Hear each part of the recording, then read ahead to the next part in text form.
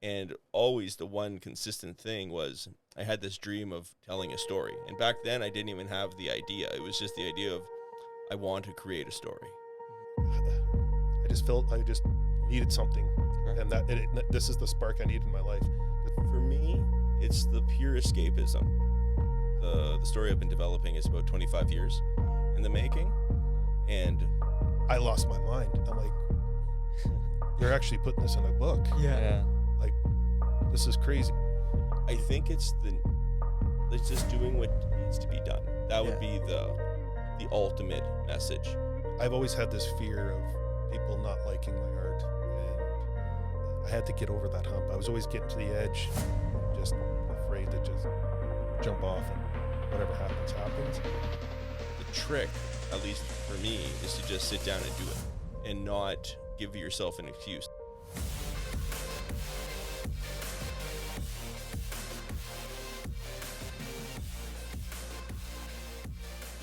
Get started right away. You guys ready to go? Sure. All right.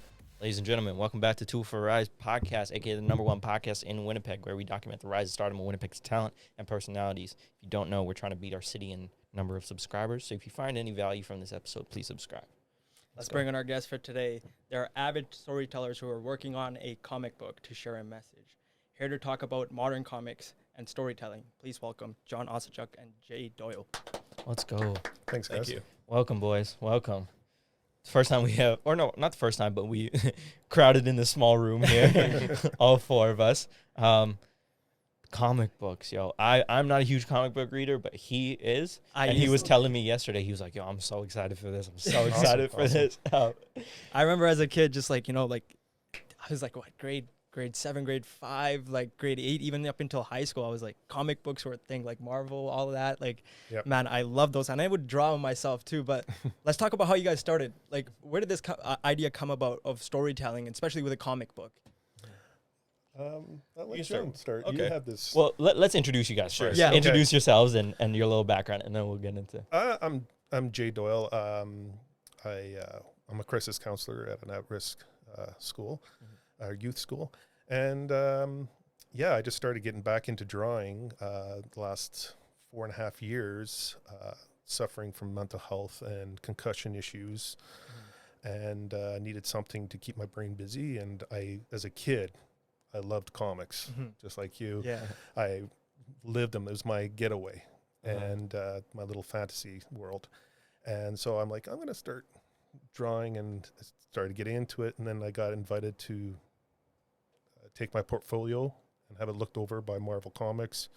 They gave me some critiquing and stuff like that and helped me. Wow. And I really started thinking, oh, wow, not bad. I can start focusing on doing this a little bit more. So just been focusing on drawing and trying to put my artwork out there, and that's how we met. So I'll let John talk about his My side? his Thanks. side. Well, my name is John Osachuk. I work in the city as a massage therapist currently, but my dream has always been to be a writer. So this story and the journey of it is really quite long. So the story I've been developing is about 25 years in the making. And I like to say that my first 20 years was just kind of vomiting ideas and just coming up with ideas of the story while I struggled with trying to understand the narrative that I wanted to follow. So I spent about 5 years independently studying like the art of storytelling and combining those 20 years of kind of world building and character creation and things like that with the study of how to tell a story, and especially a story that I would like to hear myself. I finally am at that point where I'm ready to produce it. And initially the idea was supposed to be a novel, like a novel series, sort of like a George R.R. Martin multi-book set. And recently, like in the last year or so, I joined this writing group that did screenplays. So I'm still involved in this group, but the universe, like I was saying earlier before we came online, I knew someone who, through my massage business, that I was chatting to about this dream of mine to tell a story and maybe make a living doing it, right? 'Cause that's the dream. And she said, well, I happen to know someone who knows someone who has a portfolio. and he's on Instagram and he has lots of really great stuff. And I was like, well, hey, if you want to give him my contact, then that'd be great. So then Jay shot me an email. And I was like, well, meet me at McDonald's because it's close to home. And we met up and we ended up talking for like 3 hours at McDonald's. Wow. And then I tried to send him the script and he didn't get it. So he was like, I'm not sure, man. Like, it sounds like you want me to like write a script and come up with a story, all this stuff. And I'm like, I was at Folk Fest at the time. So I get this text. He's like, yeah, I think I'm out. Like, this is crazy. And I'm like, I sent you the script. And then we got it straightened out. And then he started reading it and he was just like, oh, okay.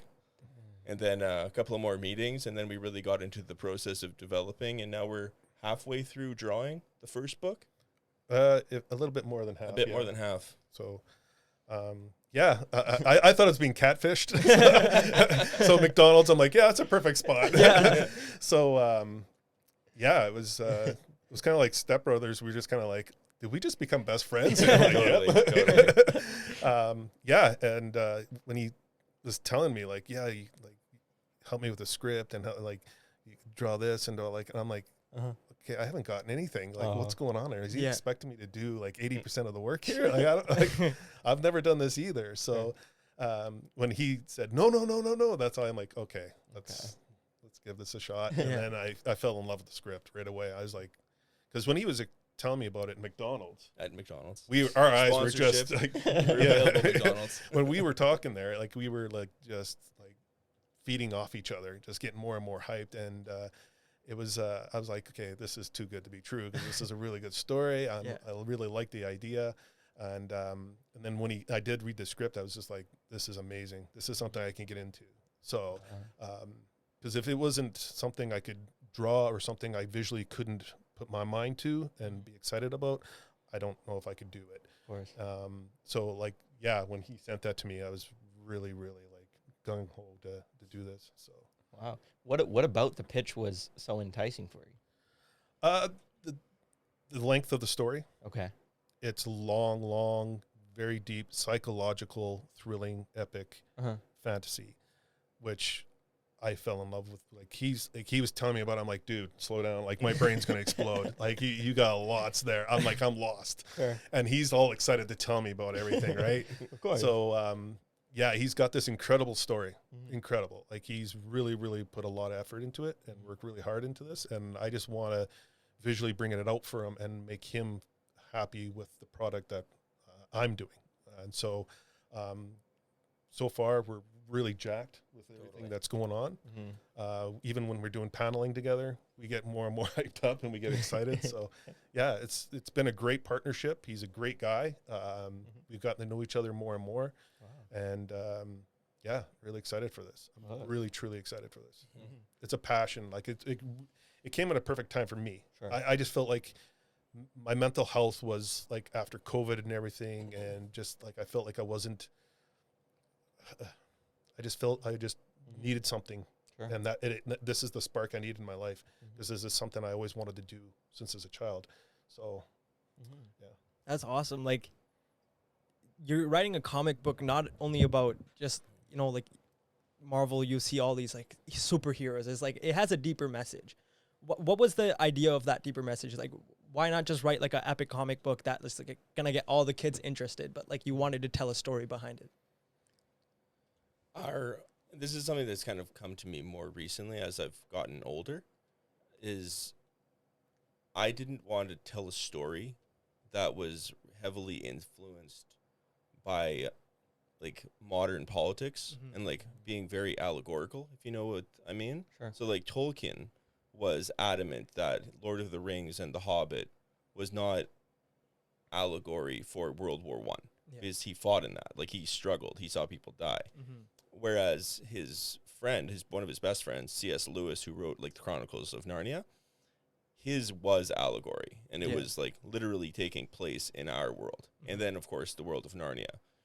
For me, I always wanted to come up with something unique and original because everyone says that there's no original ideas, and I always love a challenge. When I was in grade 6, someone told me world peace was impossible, and I was like, hang on, maybe it's not, but probably not. But for the story, that's why it took me so long, because everything is just repeating something that was told before, Mm-hmm. but it's trying to produce it in an original manner. So Okay. some of my influences are like Star Wars and George Lucas, Yeah. but I remember when the prequels came out being disappointed because the story was loose and all over the place.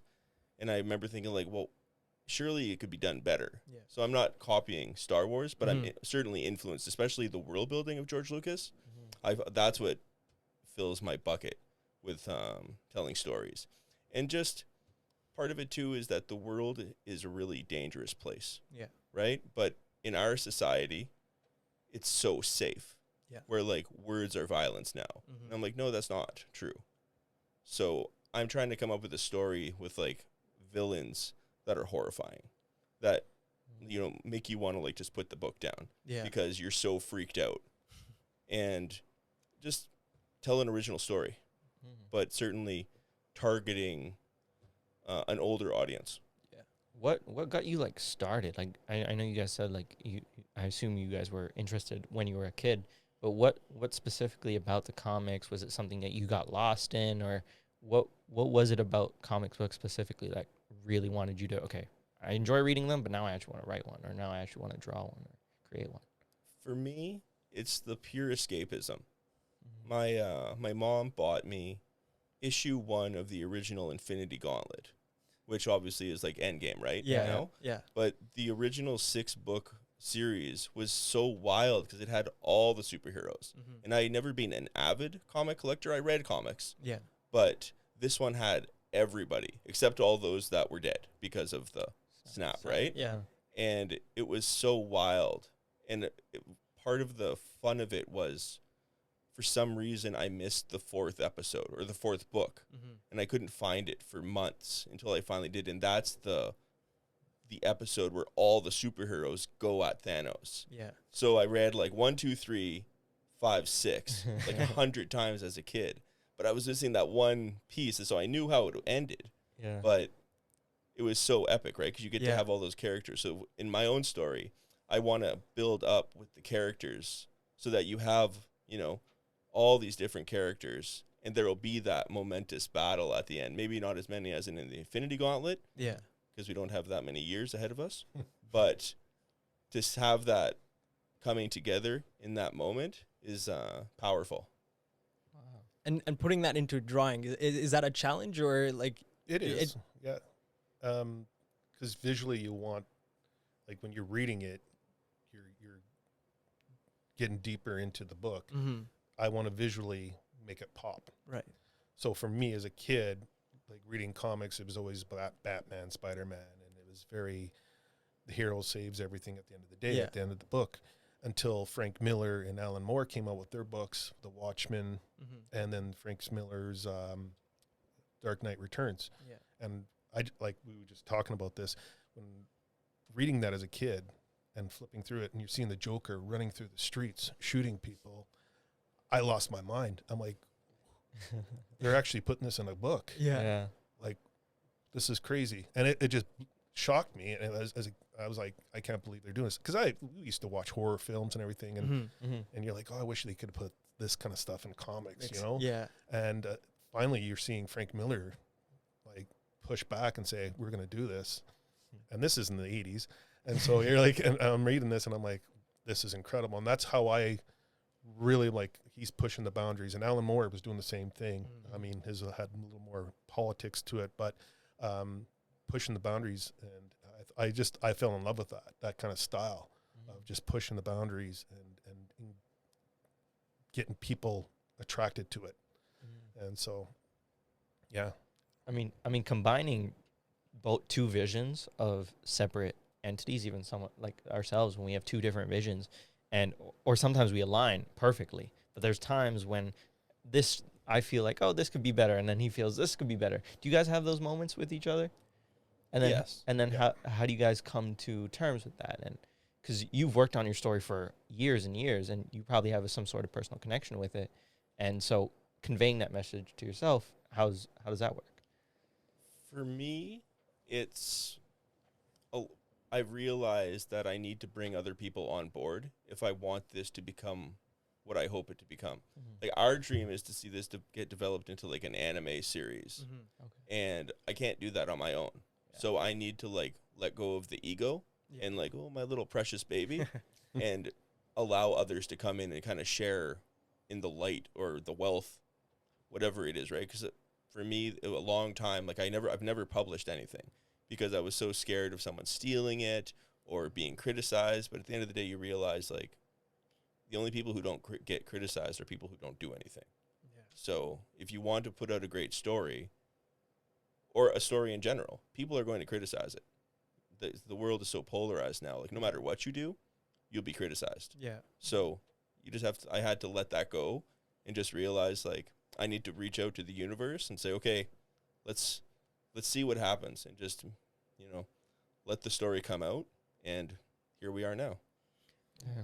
I know there's a deeper message to the book, and obviously we're not going to spoil it here on the podcast, but just the idea of the topic, like what kind of hidden message? Is it more of like a hero versus like evil, or is just like about society or mental health? Like what's the highlight of the deeper message? I think, well, because there's a lot of different characters and a lot of storylines that we're going to explore over the series.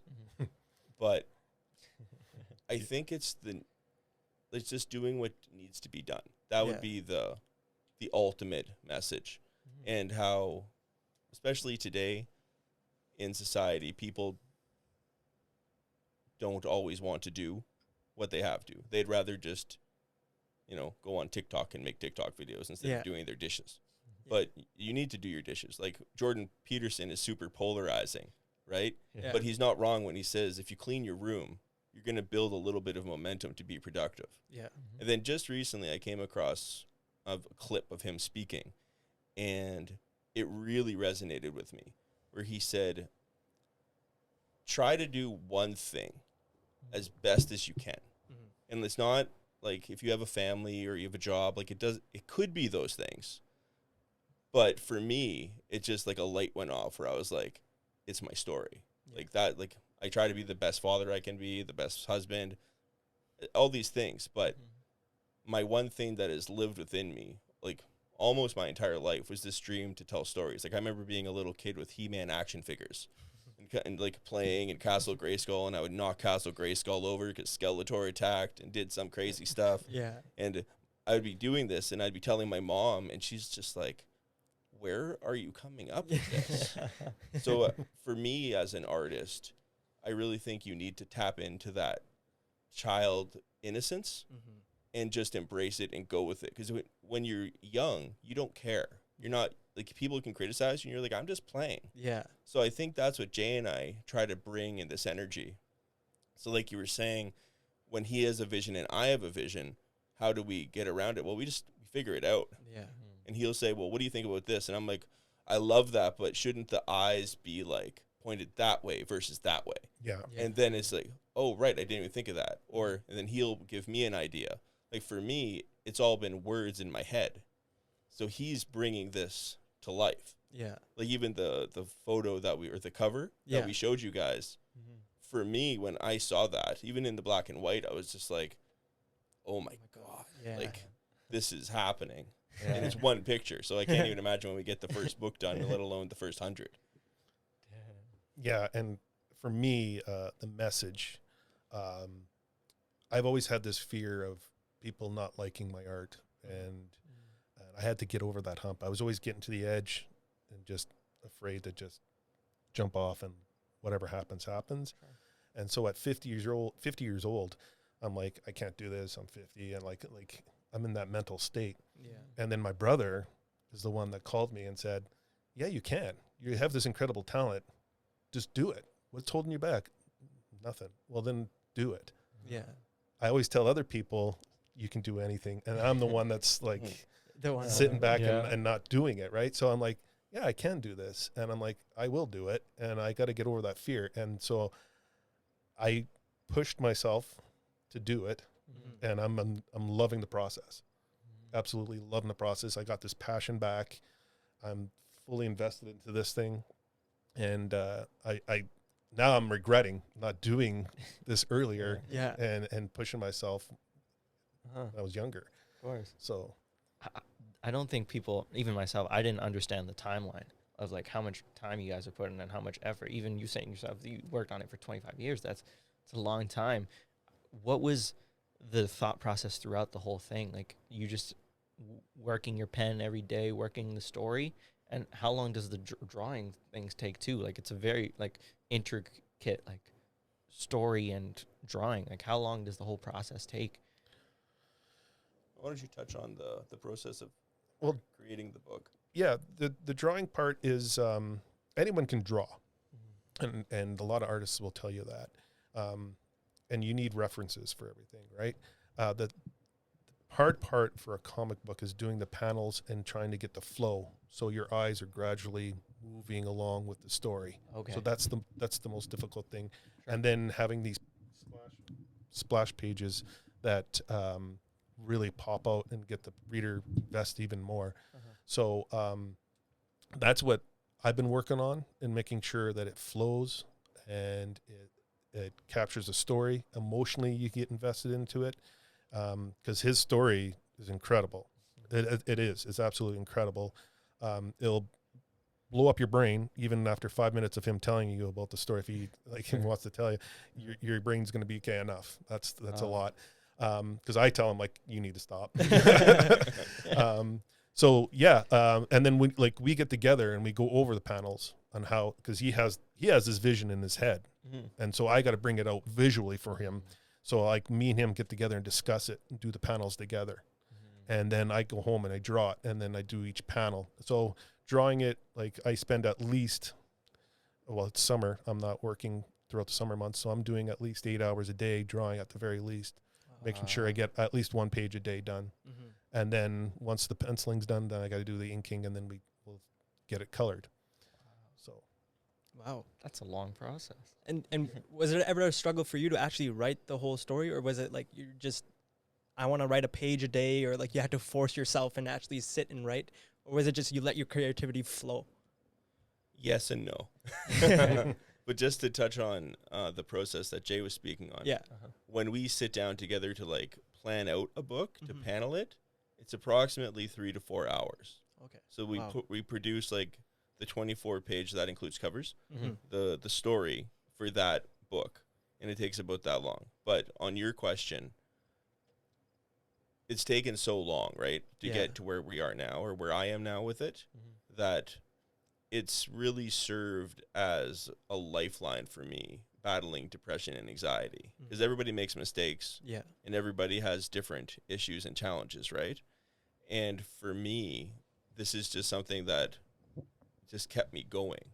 Like there was a point when I was young where I was homeless, but I'm here now and my life is great, but it's a long road to get to where I am from where I was.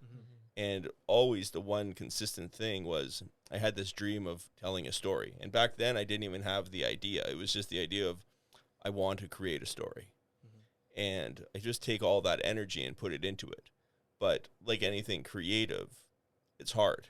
And the trick, at least for me, is to just sit down and do it and not give yourself an excuse. Like a lot of people talk about writer's block. Yeah. And there's hot debates in Facebook groups about whether writer's block is real or is it fake. And there's lots of people who will shout at you for saying that it's fake. Yeah.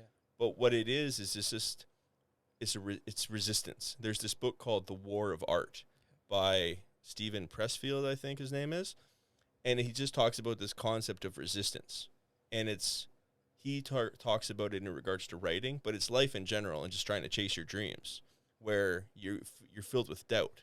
And you're like, I'm not worthy. I'm not good enough to do this. But I mean, of course you are. Yeah. But you just have to set aside that little voice of doubt. So when I write now, like I can write 1 page and I could be satisfied. I could write 10 pages and be satisfied. And, that's just the process. It's art. It's very selfish. Yeah. Because, you're not scrubbing the dishes. You're not cleaning the floor. You're not doing things that are responsible per se, but you're creating something that wasn't there before. So you just have to stick to it and do it. you're using like a different side of your brain almost, right? Oh, Like it's totally. the creative side, whereas like dishes, it's sort of like, wash. It's like mechanical, at the, Mhm. at It's the time. routine. It's right? routine. Yeah. Yeah, And the creative side is much more different. and that's what I meant earlier when I said like you get to the edge Yeah. and you're always turned back and you're like, I'm not jumping today. I'm not doing this. Mm-hmm. So like him with the mental health and like the anxieties for me and the paranoia, it was just like, you got to do this. You got to just do it. There's no harm, no foul. Like just go, Mm-hmm. be creative, have fun with it, and reignite that passion.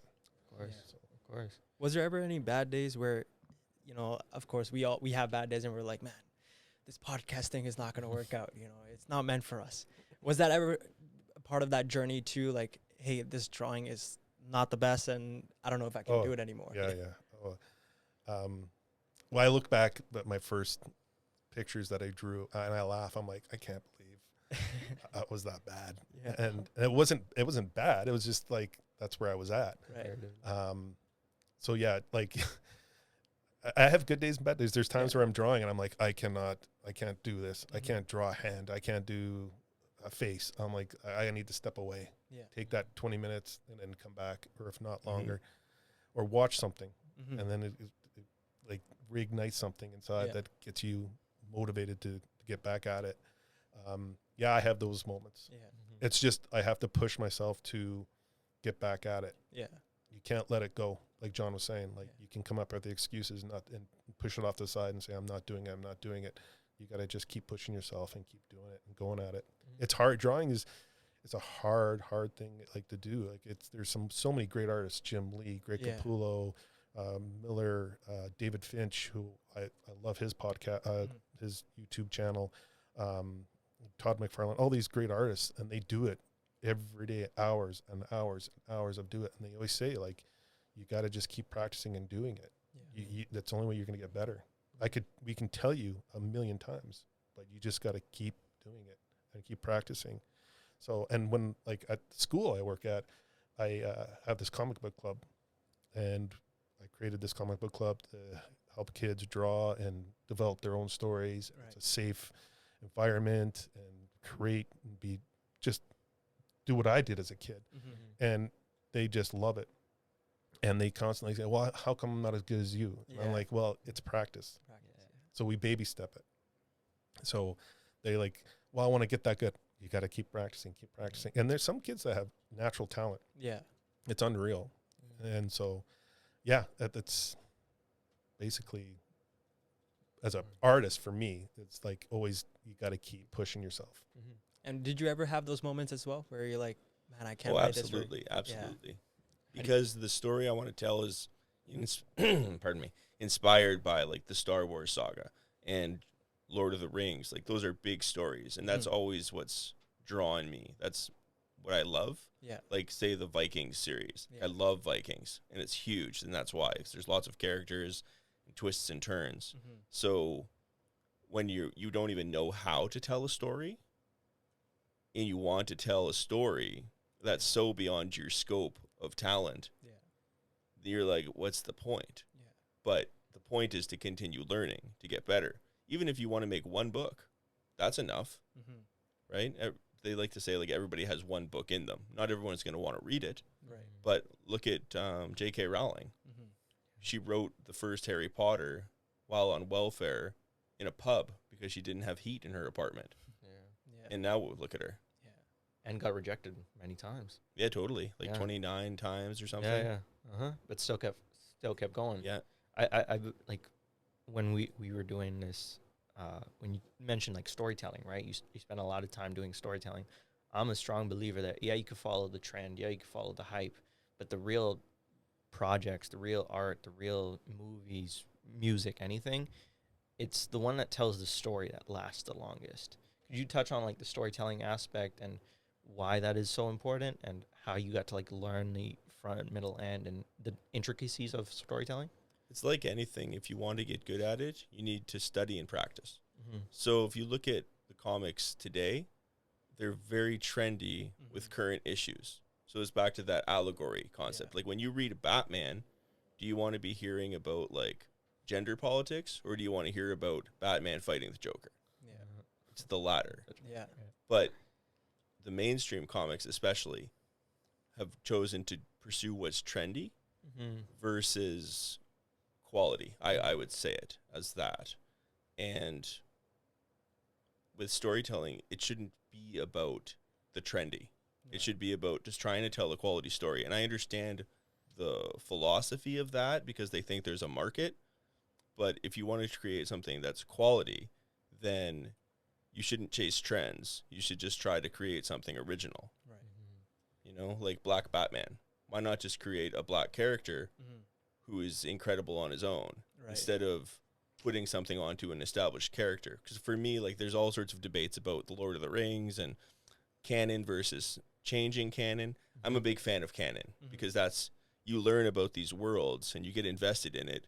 And then all of a sudden some new CEO comes in and is like, no, this is how it is. And you're like, what about all these other things? Like, there's a funny interview where Kathleen Kennedy, she's the president of Lucasfilm or CEO of Lucasfilm. And she's talking about how Star Wars doesn't have a playbook insofar as novels and comics to follow storylines. So they had to do the sequel trilogy from scratch. But there's another interview with George Lucas saying, we have hundreds of books. We have hundreds of graphic novels. We have all these stories out there that were well received by the fans and were great storytelling. But there's an agenda to do something different. And that's also partially on the artists who have their own egos to create something new. Where they don't want to take someone else's property and just recreate it to honor that, even though it's great on its own. Like, yes, put on your twists, but if you look at Peter Jackson's Lord of the Rings trilogy, they did omit things because otherwise it would be 80 hours. But the spirit of, especially the allegory and non-allegory that was so important to Tolkien, they didn't infuse their own personal politics into the story, as opposed to what's coming out with the Rings of Power. So what does it feel like when, like when we get someone bigger on the guests and they come on the podcast and they're like, oh, you guys are doing something crazy. And now, you got your portfolio viewed by Marvel, one of like the biggest companies in the world. Right. And that's a insane feeling. And that really validates the idea that, like, man, I can draw. Yeah. What did that feel like? Well, I went in there with zero expectations. So Right. I went in there and I saw an artist walk out and he didn't look like he was too happy with the way the interview went.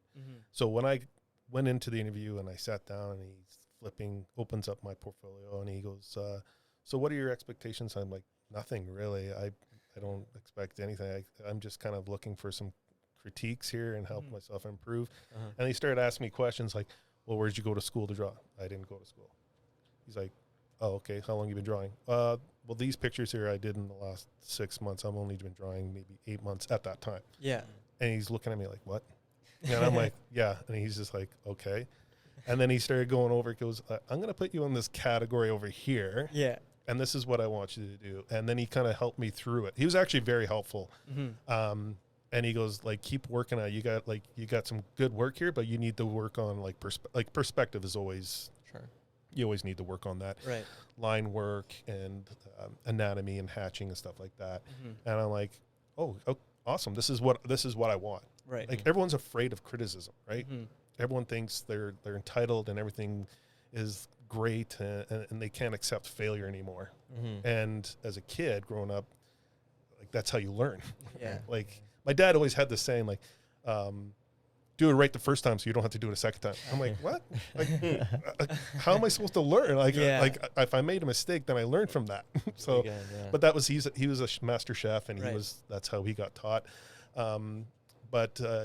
So I walked out of there and I felt Marvel, like, they sent me a sample script, a Deadpool sample script to do paneling, and I wasn't ready to do it. I was honest with him. Like, I sent an email back. I'm not ready to do like a book of 10 pages. And like, I have never done it. Right. So like, I was nervous, and my mental health, I had some depression, some anxiety was a big one, and paranoia. Like, I'm always paranoid about my artwork, thinking people are gonna. And then finally, I just, like, when I met John and I got that passion, something just clicked where like, no, you're good. You can do this. Yeah. I mean, I'm always going to learn. I'm new to this. Right. So I'm going to learn as we go along, but, yeah, like that's where we're at. Yeah. Like, so Mhm. I lost my train of thought there, Yeah. but yeah, like I just like want to move forward and learn from the mistakes that I made and try to produce something better.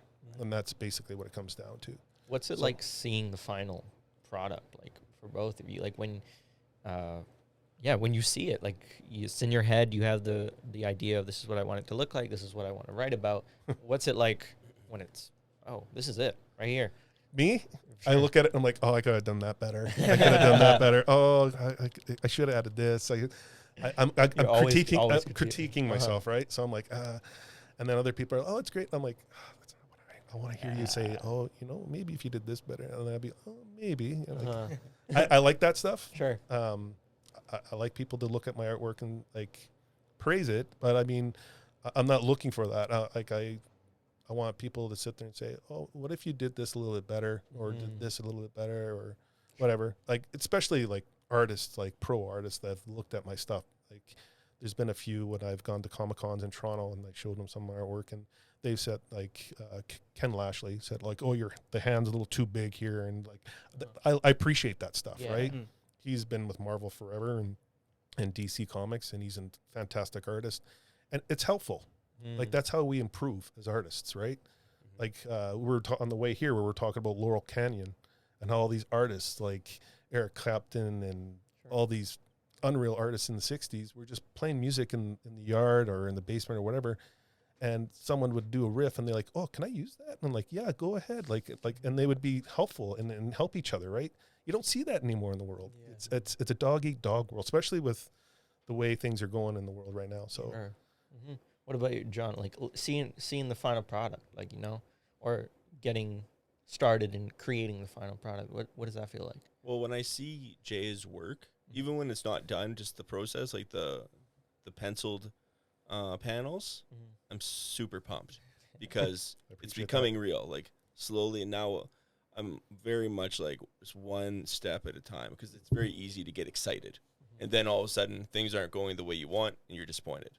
So in this endeavor, it's very important for me to just take it slowly, but like the cover that we have colored and we have the title of the series and our business name or our studio name on it, I just like, that's like it's not like almost like a mental mantra, a visual mantra rather, to just, I look at that and it's on my phone. So every time I open my phone, I see it and I'm like I'm doing this. Yeah. Like it doesn't matter Sure. because it's one day at a time.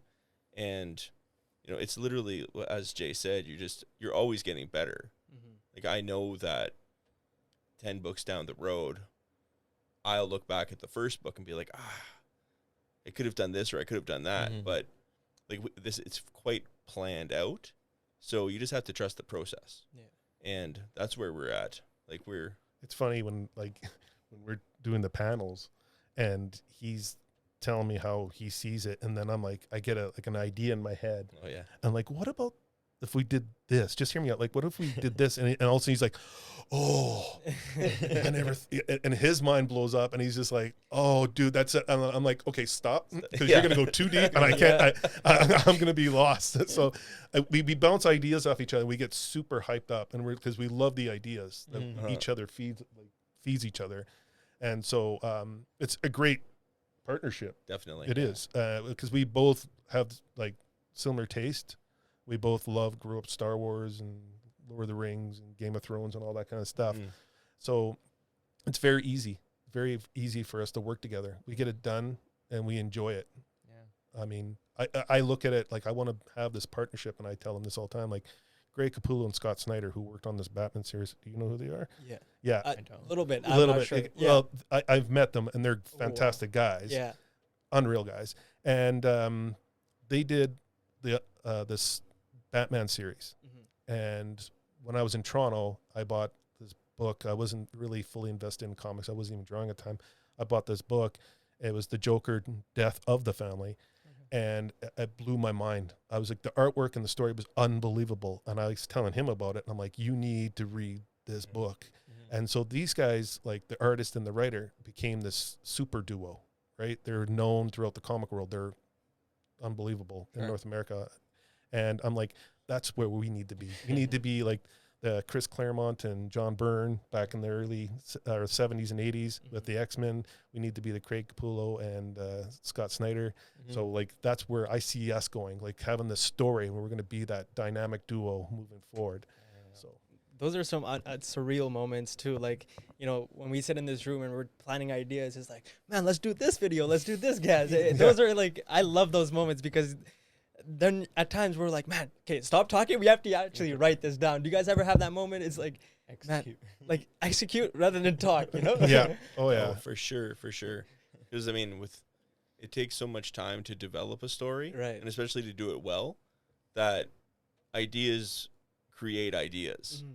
So that's something really popular. Like an artist's favorite project is the one they're not working on, Yeah. right? Because you have that grind to complete and Yeah. to get it done to the level you want. You're like, man, this is gonna be 100 hours. Mhm. You know, it'd be more fun. Let's brainstorm some new Characters, characters yeah. and come up with a different storyline, because that's way easier and more Yeah. fun. Like Yeah. for me, my favorite thing to do is like the outlining and the building of the story. Mhm. But then there's the grind, Yeah. where you sit down, you're like, okay, what does this guy say? Mhm. What does this character respond? And the actual work of the storytelling. You kind of like have to become those characters in that moment when you're writing, right? Well, you need to be in their shoes for sure. Yeah. Yeah. Is that hard to do at sometimes? Both of us have to, like, for him, he's had this story for 20 plus years. Yeah. And I'm trying to bring it out visually. And when there's a character that we have, well, two characters that I'm super excited to draw, because I'm like, oh, I gotta park it because I gotta do this first. Yeah. And then I get invested in the character I'm drawing right now, and I try to draw that emotion that he has written, right? Mhm. Mhm. So yeah, you get invested Definitely. in the moment. Yeah. What do you think the current state of comic books or the comic industry is right now? Because I'm not a huge comic reader, as I said before, but I do follow Marvel. I follow the Infinity Saga, like the movies at least. Sure. Yeah. Not the thing. And Everyone does, right? Yeah, and after that, they did the whole Disney Plus thing, and I'm like, okay, I don't know what's going on. Mhm. But what do you think the whole industry is like right now? Where does it? Well, I think the first three phases of like the MCU were almost like a master class in storytelling, especially on that scale, Sure. because they had the central figure of Kevin Feige, who had his hands on every project, and it was all leading to Infinity War and Endgame. Now, I personally think that Infinity War was superior to Endgame, because it's always hard to end. Yeah. But having half of the movie focus on a villain who's sympathetic, that's amazing, Mhm. right? Because Thanos, even though he's wrong, justifies his actions in what Yeah. he's doing. Yeah. And you get to follow him. And like, I remember watching the first Avengers movie. I was in the theaters, of course, because you want to see it in the theaters. And they had the finals, like the secret end Yeah. scene. And all of a sudden it's Thanos. And like, that's my favorite comic series, was that 6-book part of the original Infinity Gauntlet. And I was just like, oh my God, like just standing in the theater, losing my mind. People are looking at me like, well, who's this guy? Yeah. And to have it culminate with the snap and then going back and the whole events of Endgame, it was just amazing. Yeah. But, now we have modern, like MCU. I'm not really familiar with DC. Mhm. Everybody says it's dead. But, like, there's a nickname for the fourth phase of MCU, which is the MCU, because all the heroes are female Yeah. and all the male characters kind of act as second fiddle even in their own series, and they're all generally either the villain or kind of buffoons. Mhm. Like if you look even at the new series She-Hulk, like it's okay, Yeah. but the writers of it weren't interested in doing a superhero movie. They wanted to, or a show. They wanted to do a slice of life kind of comedy. Yeah. And then what they've done is they've taken the original She-Hulk story, which was she's killed or an assassination attempt is made on her life by a crime boss. Mhm. And her cousin, Bruce Banner, who is the Hulk, saves her, but she's going to die. So he does a blood transfusion to give her the Hulk DNA Yeah. to save her. So now you have these conflicting storylines. Like she's this green monster, and he has the guilt of being guilty of putting that on her, but he's also responsible for saving her. Yeah. So now what they've done instead is they're in a car crash. Hulk has an inhibitor to keep him from hulking out, because otherwise a car crash can't hurt him, right? So in the story, in the comic books, he tries to kill himself dozens of times, but the Hulk always stops it because the Hulk doesn't want to die. Yeah. So then they have this crazy car crash, and without being She-Hulk yet, she somehow manages to rip a door off its hinges. Like, try. Yeah.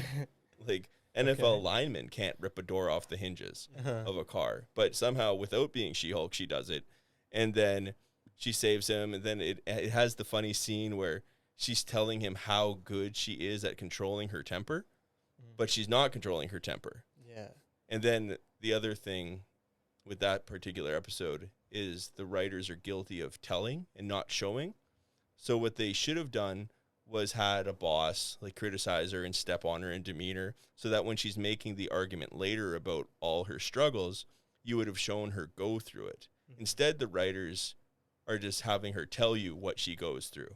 Yeah. Like she's talking about getting catcalled and all the things, but they don't show you that. They're just, it's like lazy storytelling. With going back to the comic industries, Sure. DC Comics and Marvel are the two big ones. Yeah. Right. They've been around the longest. I don't know what's happening with DC Comics. Like John said, people are saying it's dead. There's other podcasts they talk about it, and they say it's because the new CEO is taking over and he's wiping everything clean.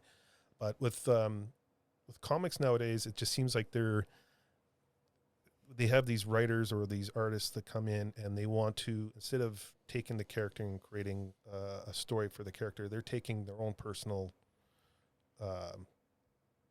issues and putting it on the character, which I have a problem with, because it's like, that's not what you're there for. You're there to take this iconic character and develop a story for him, not put your issues into the character. Serve the character. Yeah, serve the character, not the other way around. So, like, you're seeing things come out, like the new Spider-Mans, they're coming out, and they're coming out with a new disabled Spider-Man and all this stuff. And it's kind of like, what are we doing here? Like, I get we want to have a world where everyone's included, and we should. Yeah. I'm not against that. But you're taking iconic characters and you're trying to force your issues onto that, and instead of developing new characters Right. that people can relate to. Yeah. And that's what they need to do. And that's the problem with comics right now. And it's not profitable. It isn't. And people say it is, but it isn't. People don't want to read that stuff. They want to read the stuff that was prior to that. And so, like, creating new characters that have those issues, that could be feasible, right? Yeah. But that's a problem with comics. They're trying to, like John said, trying to be trendy and be part of this movement, and like too far into this movement. So I think they're struggling. I think they're slowly collapsing, and I think we're coming in at a right time, because our world is a device. There's a lot of diversity in our world. We're just telling a story. We have no agenda. No Yeah. agenda. No, Yeah. there's no politics to it. We're just Yeah. creating a story that hopefully everyone enjoys. The world has its own politics Right. Yeah. that they have to deal with. So we don't need to put on a layer of our own personal views and agendas Right. to, compensate. Do you think there's also like the business side of it, like in terms of if they were to create a new character, not many people resonate with the character. There's not that like built in for a very long time, so it's just easier for them to like sell tickets and sell comics and sell seats. Is the business side also Yes. take Yeah, they're forcing. like right? Yeah, they're forcing it, right? Uh-huh. Or what's the term? Tokenizing it. Yeah. Yes. Like that doesn't resonate with the audience, Sure. because you got this audience, like especially for comic books, that they've been reading it Grew for up. decades. They grew Yeah. up and they're invested in it. They go every week, every Tuesday or Wednesday, whenever they come out, Right. and they buy their comics. Mm-hmm. And they don't want to see these stories being forced True. and labeled. That's another thing. So they just want stories. That's what they're there for.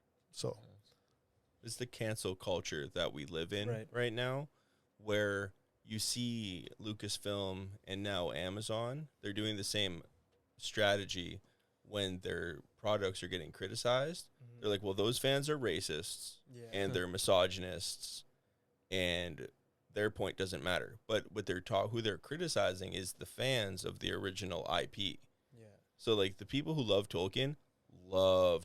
Like I like Tolkien, but not to the degree, like there's scholars Yeah. on the world of Tolkien, right? Okay. So when the the Rings of Power is coming out and they're putting these characters with these characters and it's like strong female like Galadriel, and historically in the lore these people never met, Yeah. but they're forcing them together. And I mean, Amazon has come out publicly saying like, we're putting modern politics into Tolkien's world. And that is so anti-Tolkien. Like, it's so disrespectful to his memory and what he created that, but of course they don't care. Yeah. They care about sales. Yeah. But Yeah. they're biting their own Yeah. That's tail tough. That's Right. in the tough. pursuit of this agenda to promote these ideas, when the fans of Tolkien, who they're labeling as misogynists and racists, they're not. They're just saying these characters didn't exist. Like the Lord of the Rings is Tolkien's like gift to Britain as a mythology for Britain. That was his purpose of creating it. And that's what he was trying to do. And now you have this current story coming out that's not pursuing that same aim. Yeah. With your own comic book coming out in the next couple of months or whenever you guys are releasing it, right? spring. We're Spring. aiming for spring of Right. 2023. What impact from a storytelling point and a visual point do you want the audience or the readers to have from your comic book? From the story perspective, I want them to be just really immersed. I want it to offer an escape, but not an escape to a safe place. I want it to be a place where like they're scared about what's going to be on the next page because, oh my God, do you remember how book one ended? Yeah. And now this is happening. And Like, trust me, where's it this ends going pretty to good. lead? And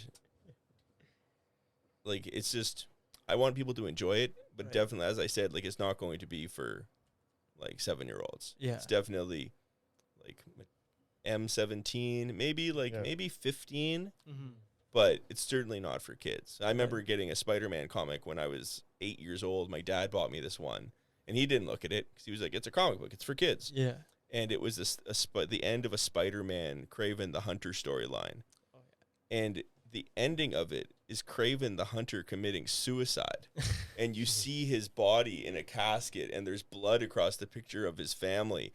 And I'm like 8 years old, just like, Wow. huh? Like Spider-Man loses in the book, Right. and like Kraven just lets him go, and then you have this end where he takes a shotgun and blows his own head off, and you're like, oh, so that's kind of more what we're trying to do, except there will be like the warning of like, hey, This is not for kids.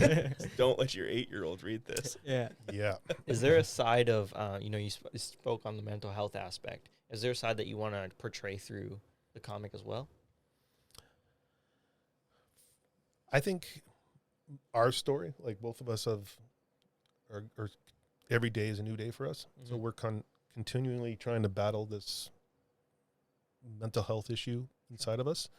I think our stories are like ourselves is the story that we want to have, not the book. Like the book is the book, but when people meet us and talk to us and like they have their own struggles and their own anxieties, depression.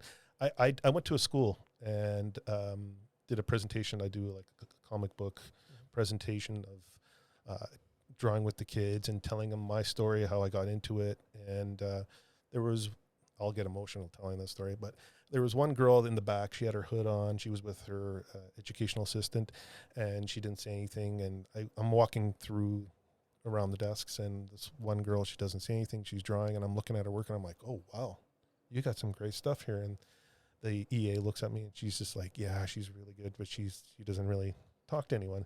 So I'm like, oh, and so at the end of the class, when we're all done, the hour, EA comes up to me and she's like, would it be possible if she brings her artwork and she has a book of work that she's done? Can she show you? I'm like, absolutely. So at around 2:00 in the afternoon, I'm doing headshots. I'm just drawing headshots, and the student comes up and she pulls her head down. She gives me her book and she starts talking and she's excited. And the EA starts crying. And I'm like, don't do that. I'm going to start crying. Wow. And she's like opening up. Yeah. And I'm telling her, this is beautiful. Like, continue this. Like, this is your passion. Continue this. Keep doing this. This is your art. Like, express it to the world. If it's, as long as it's safe, like, but express it to the world. You know, do this. Please do this. And she was like talking and everything. I'm talking to her.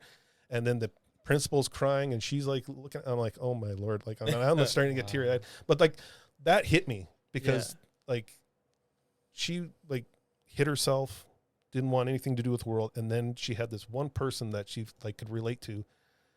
And she opened up, and I just hope I hope she's still doing it. But it was a beautiful moment for me.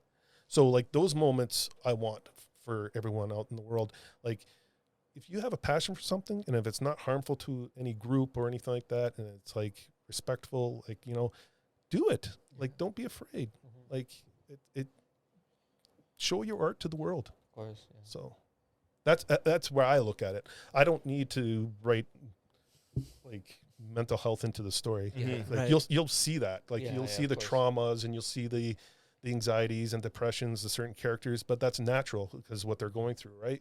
So I don't know if you want to mention anything or Sure. like.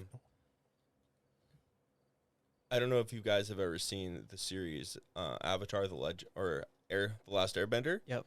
So there's a character in it named Azula, Yep. and she's the villain, Mm-hmm. and she's a control freak. Everything has to be perfection, but her journey is a descent into madness. Right. So that by the end of the series, it's 3 seasons, she is completely lost it, and she ends up losing. Yeah. And it's so like there's so many elements in that series which is inspiring to me as a writer because they're so well done. Like I could talk. We could do a podcast just on Avatar: I would The love Last to. Airbender. I'm in. Like, Your eyes lit up when we'll he be said back tomorrow. Avatar: Last Airbender. But for my story, like that's just normal life, right? Yeah. People have issues, so you have to write those in. But you don't need to have someone being like, "I'm depressed." No, Yeah. you just Yeah. have them Showcase. go through their daily life and Yeah. have these issues weighing them down and affecting them in their, especially the way they make decisions. Like I don't want to get too much into the story, but we have one character who has grown up in like a very very wealthy society, like as like Canada and America Mm-hmm. have a lot of privilege, like the white privilege, whatever, however you want to phrase it. Right. It's very easy because we have clean water, food's everywhere, Wi-Fi, right? All these things. And this one character doesn't want to be who he is assigned to be because there's kind of rules in society. Right. So he wants to be someone else. But this causes conflict because he makes a secret, right? And he lives with this secret and it causes more problems. But he fights harder to go into that secret, which causes conflicts in his regular day-to-day life. And that's one of the major storylines that we're going to be exploring in the first volume. So what's the end goal that you guys want to have with this series, or do you want to eventually turn it into like a movie series, or Probably television. yeah, Anime, right? you Better, guys? yes. Anime. Better storytelling opportunity in a television series mm-hmm. compared to doing movies just because of the length Mhm. that you can do. right, Like if you tried to do Breaking Bad as a movie, it wouldn't be as impactful. Even if Yeah. you made 5 movies, yeah, it's just not even close to the amount of runtime you're going to have. Mhm. So, I think maybe when I planned it out as books, it was supposed to be like 7 novels. So if we did 7 seasons yeah, with, depending on the runtime of each episode, if you do an hour, kind of like a Game of Thrones, Yeah. it's probably 10 episodes a season. mm-hmm. Or if you do it as like an animated series where it's like 23, 24 minutes, then, up it to like 20, maybe 25, kind of like a Clone Wars or Avatar run. Right. But that's totally the dream. But to get there, you need a lot more people. I can't make an animated series by myself, but Jay and I maybe if we work really hard. Yeah. We're baby stepping this. Yeah. I mean, Yeah. like we talk about like going to Japan and stuff like that. Like, Yeah, like the dream. Yeah, the dream. Yeah. Of course. Yeah, it's just baby stepping right now. We of course we have these dreams, and then we have to. Okay, we need to finish the content. We need to finish the Exactly. content. And His wife always says, "Finish the content." yeah, that's her number one. She's like, Yeah. make 10 books. And Yeah. I'm like, whoa, easy. Yeah. But like one thing I got to do before we carry on is we need to give a shout out to our colorist, Yeah. who is awesome. He did the image you guys saw. Uh-huh. His name is Jeremiah Skipper, Yeah. and he's on Instagram, and he has so many amazing illustrations that he's colored. And without his help, this project wouldn't be anywhere near close to where it would be or should be, because his level of talent is outstanding. And that's the image I have on my phone. Every time I Yeah. turn my phone on, I see his colored image of Jay's illustration, and I'm just like, oh, like I just want to give you all the money so that we can do this. Yeah, and I met him on Instagram, and because he was open for commissions, and I was looking for a colorist, and really wanted my artwork to pop out, and he just took some of my artwork and made it pop, and we get along great. Like we email each other, and he's a great guy from what I know of through email, but he's been super, super pleasant, and he knows, like we work really well together. You know how you find someone like me and John, like we work really well together, and then you have this colorist. I was telling him, like, because we had another colorist do a piece for us, and I was just like, I don't like the vibe. I don't like, he's not getting the translation. He's not. And then I'm like, I got this buddy that has done art, coloring for me in the past, and we work really well together. And so I sent it to him, and I got it, and I opened it up. I'm like, Oh, that's, God. that's pretty good. So I sent it to John, and I didn't get a response back. I'm like, oh man, like, does John not like it? What's going on? And then all of a sudden he's like, oh my God. Yeah, I need to change my shorts. Yeah. It was that exciting. I was even showing the guys at the barbershop, and they're just Yeah. like, dude, when's this coming out? Oh my, oh, that's awesome. Yeah. It was incredible. That's Yeah, great. yeah. Is there anything you guys can share specifically about the comic that you guys are doing? Titles, maybe? The series name. Buckle your seatbelts. That's all. It's the story is fantastic. It is. It's psychological, thrilling, epic fantasy. It is unbelievable. And every end of every comic, you guys are going to be like, when's the next one coming? Like, Yeah, exactly. you're going to be wanting to read this book. I guarantee it. Like, it's a really, really good story. And I hope my artwork brings out the emotion and the narrative of the book. Mhm. And that's all I want, is to take his work and bring it out even more. And then Jeremiah, of course, hopefully brings it out even more if he does color our pages. Yeah. I think he will, but I think so. Yeah. I hope so. yeah, me too. Perfect. Any advice you guys can give to the listeners out there who are, battling with their own mental health issues, or even, getting in as an artist is hard to get out there? Any advice you can give to anyone out there who's listening? I can only speak on how I dealt with it. I tried to do it day by day. There's good days, there's bad days. You just got to keep moving forward. You can't give up. I've seen too many, especially the environment I work in, I've seen too many people give up, and it kills me every time. Inside, I just feel like, such a talent we lost. So I always say, like, we got to keep moving. And I tell myself that I got to wake up. I got to keep moving forward. I got to get through the day, and tomorrow will be a new day. And I just keep moving forward. If you do need help, please reach out to the hotlines or to someone, talk to someone, please. I really want people to get the help they need. If you're in that kind of dire spot. And even if you want to hit me up, like, I have a friend that's wrote a book. I'm actually going to shout out to my buddy, Jay McLean. He wrote a book, One Drop of Water. And he's got a great book it's a mental health book, and he's done really well with it. It's an excellent read, and hopefully it's helped a lot of people. Don't be afraid to reach out to us, or to me anyway. I don't want to speak for John, but like, if you need any kind of help, reach out. So John, what about yourself? I think what's really important is to try to understand the perspective of different people. It's like I myself used to be kind of the like locked in on like just ideas that I thought were right.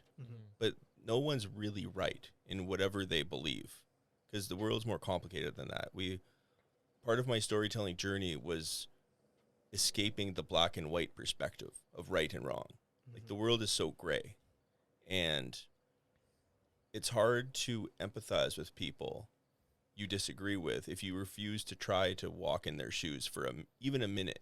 Right. But if you can do that, it's only going to make you a better person, which will make you a better artist. If art is your thing, whatever it is, like who cares about art? It's a luxury. The real important thing is just being a good person, and you don't need to scream your agenda. Just live your life, like it's this trendy concept that I spoke of earlier. Like, don't follow the trends. Just be a good person. Right. Yeah. Right. I love that. Any question? Yeah, go ahead. sorry, I also have a shout out. I met Jeremy. He's the owner of Galaxy Comics. I have to do a shout out. Yeah, no, he's been great. Go He's for been super helpful with me, and a great guy. And if you need comics, Galaxy Comics is the place to go to. So Hit him up. Any question from the team behind the scenes? I think you were talking about Winnipeg Comic Con. Yes. Winnipeg Comic-Con. We were going to get a booth at Comic-Con. However, we're trying to walk before we run and sprint and fly. So we're going to go as guests and show our work, but we're not going to be getting a booth this year. But next year, absolutely. And it's probably on a like couple Donkey more. Kong next year. Yeah, next year's the year. All right. But, And then yeah. also that link that you sent me. Oh, yes. We have a GoFundMe set up. And the title to search for is the title of the series. It's called Atlas of Sidonia. Then for the GoFundMe, it's Atlas of Sidonia, Volume 1, Cloud Peak. And what the funds are going to be going to is to pay our colorist and to cover the costs of marketing. So zero funds are going to be coming to us directly to pay us. It's all being invested into the book so that the book itself will generate the revenue that hopefully we get paid. And, we don't need to do more GoFundMes. It'll be in the description. We'll Yeah, put it in the if you haven't description. already, make sure to check out the description. We'll take everything that you need to know about this coming up stories in the description below. Go check out their GoFundMe. Go check out their Instagrams, whatever you guys want. And make sure to grab a copy when the series does come out. Please help us out. And if you haven't already, make sure to hit the like button, comment, subscribe. We're live every Tuesday morning at 11:30 a.m. on the UMFM radio station, 101.5 FM, and we're on all streaming platforms. And until next time, thank you so much. Peace. That's it. Thank you, Thanks, boys. guys. Thank you. How was that? That was awesome. That was awesome. Man. Thank you.